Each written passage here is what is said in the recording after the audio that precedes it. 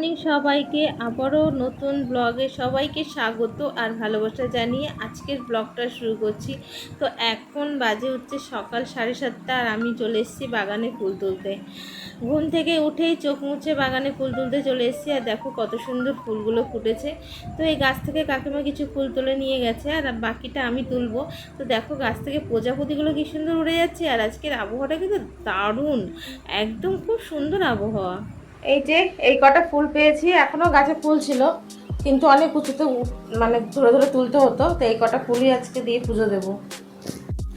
সকালবেলা ঘুম থেকে উঠে ফুল তুলে চা খেয়ে ফ্রেশ হয়ে নিয়ে তারপরে কোমরে গামছা বেঁধে নেমে গেছি কাজ করতে। তো এখন হচ্ছে ঘর দোরগুলো একটু পরিষ্কার করতে হবে, যেহেতু বাড়িতে সব অতিথিরা আসবে। আর একটু ঘর পরিষ্কার না থাকলে খুব বাজে লাগে। শুধু যে মানে আত্মীয় স্বজন আসবে তার জন্য যে আমি ঘর পরিষ্কার করছি সেটা নয়, আমি সব সময় ঘরটা পরিষ্কার করে রাখার চেষ্টা করি। আমার ক্ষমতা অনুযায়ী আমি যতক্ষণ কাজ করতে পারি ততক্ষণ আমি ঘর দোরগুলো পরিষ্কার করি। আর এখন যা গরম পড়েছে না, একদম মানে ফ্রিজে জল ছাড়া খাওয়াই যাচ্ছে না। তো ফ্রিজে একটু জল আমি ভরে রাখি, আর সেটা যখন একটু ঠান্ডা হয় তারপরে একটু নর্মাল যে জলটা হয় সেটা একটু মিক্স করে তারপরে সেই জলটা খাই। তারপরে বসিয়ে দিলাম দুধ। আর আজকে হচ্ছে ওটস বানাবো, সকালবেলা হচ্ছে ওটস খাবো, যার জন্য আমি দুধটা বসিয়ে দিয়ে এসে তারপরে একটু বসলাম। আর অমিকাও আমার পাশে এসে বসে পড়লো। ও বলছে আমার গরমে না খুব কষ্ট হচ্ছে, আমার ভালো লাগছে না।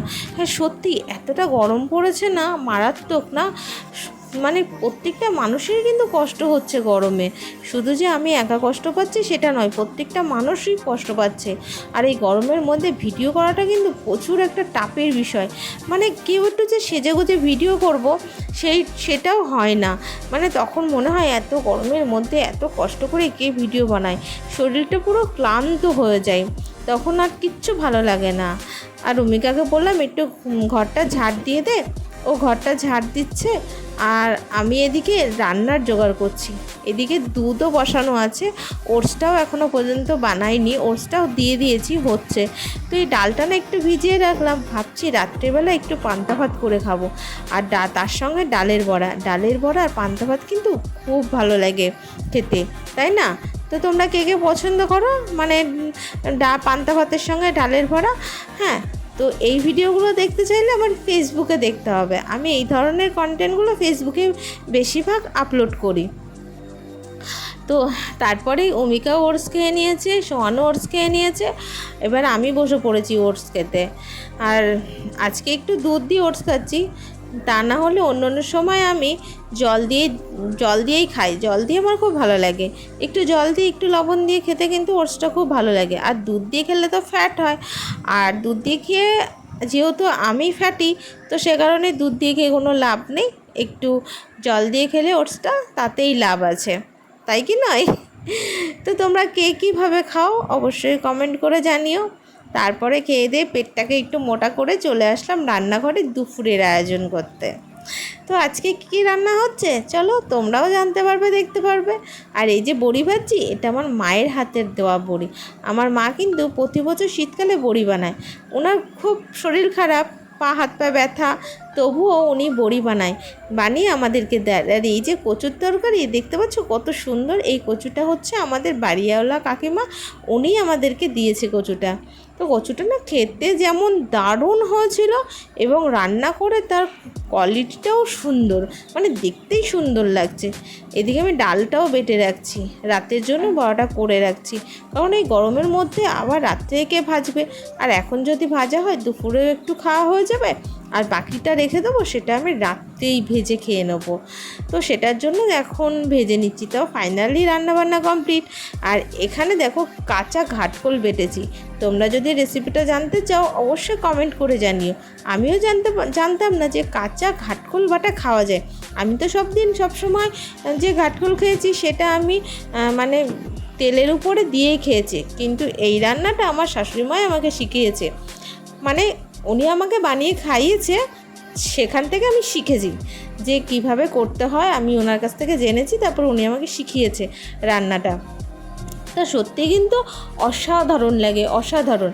মানে তোমরা যদি কেউ খেয়ে থাকো তাহলেই তোমরা বুঝতে পারবে। তো কে কে খেয়েছো আমাকে অবশ্যই কমেন্ট করে জানিও। তারপরে আমি চলে গেলাম বাথরুমে জামা কাপড় কাচার জন্য। এতক্ষণই তোমরা দেখেই নিয়েছো যে কতগুলো জামা কাপড় কেচেছি। এখন বাজে প্রায় 2টো, আর দুটো নয় 3টে প্রায় হয়ে গেছে। আমি রান্নাবান্না করে সব কাজ কমপ্লিট করে আমি 3টের সময় জামা কাপড় কাচতে ঢুকেছি। আর প্রচুর যেহেতু কাজ আছে, ওই যে বললাম বাড়িতে আত্মীয় স্বজন আসবে, তো সে কারণে তো সব ভিডিও শ্যুটগুলো তো তোমাদেরকে দেখাতে পারলাম না, কারণ কাজ করতে করতে চারিদিকে সবসময় ক্যামেরাটা ধরাটা হয় না। আর বাড়িতে সবাই মিলে যেহেতু কাজ করছি, সেহেতু কে ক্যামেরা ধরে দেবে সেই অপেক্ষায় বসে থাকতে হবে, এরকমই একটা ব্যাপার। একটা মেয়ের যে কত কাজ থাকে সেটা বলার কথা না। শুধু বরেরা দেখে এইটুকুই, বাড়ি এসে যখন সব কিছু পরিষ্কার দেখে তখন বলে তোমরা কী করেছো সারাদিনে, তোমরা তো কিছুই করোনি। কিন্তু একটা মেয়ে যে কত কাজ থাকে সেটা একটা মেয়েই জানে। একটা পুরুষ কিন্তু কখনো সেটা উপলব্ধ করতে পারে না, কারণ পুরুষদের কাজের মানে তো পয়সা পায়, আর আমাদের মেয়ের কাজেদের তো পয়সা পায় না। আমরা মেয়েরা তো সংসারে কাজ করি, আমাদের কাজের থেকেও টাকা দেয় না, এর জন্য আমাদের সংসারের কাজের কোনো দাম নেই। আর পুরুষরা বাইরে থেকে একটু খেটে আসবে, ওদের টাকার অনেক দাম। সত্যি ওরা সেটুকু বোঝে না। তারপরে খাওয়া দাওয়া করে একটুখানি রেস্ট করে বিকেলবেলা রিলস বানাতে শুরু করে দিলাম।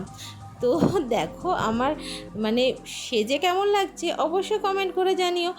আর 2-1টা রিলস মাঝে মধ্যে একটু বানাই, ভালোই লাগে। মাঝে মধ্যে সব কিছু কাজকর্ম শেষ করে ভিডিওটা কেমন লাগলো অবশ্যই কমেন্ট করে জানিও।